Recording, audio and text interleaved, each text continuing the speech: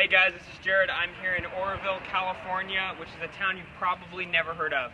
But it's in northern California, just a couple hours north of Sacramento. It's a small town of 15,000 people. And here God is doing an extraordinary work at the Hope Center through the local and as well as the local churches. And I'm here tonight with my friends, Larry and Stephanie Hayden. And this is a huge moment for me. I just realized why. It was actually 4 years ago in June of 2011. I was here on a mission trip. And when we were doing a service, the Lord spoke to me this collection of thoughts that was kind of like a little devotional sermon type thing. And he said, hey, get up on stage and share these things. And I got up and delivered this message, did an altar call, and it was crazy because at the time I was terrified to do this. I was like, I'm not a public speaker. I can't talk in front of people. This isn't me. This isn't who I am.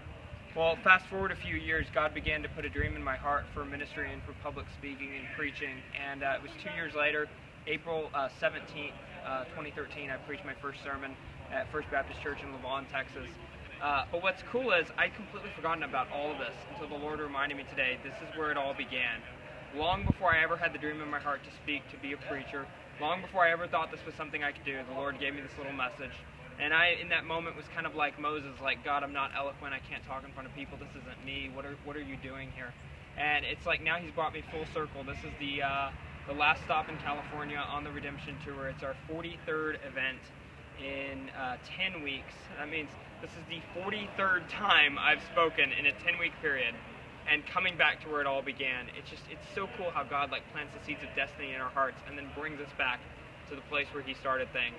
And the whole time I was like completely unaware of what he was doing. Like he just hit me yesterday. I was like, oh my gosh, God, this is what you were doing all along. And what I found that in life, when we think, oh my gosh, I got to figure out God's will for our life, that's when we don't find it. But when we go, you know what, I'm just going to take Jesus along with me for the journey. I'm going to love him no matter what. I'm going to serve him. I'm going to say yes to whatever he says to do. And then we step out when he says to step out. He does amazing things and brings us back full circle to places we can never get on our own. So, yeah, in short, don't worry so much about what you need to do in life. Just trust God and he'll bring you to the right place.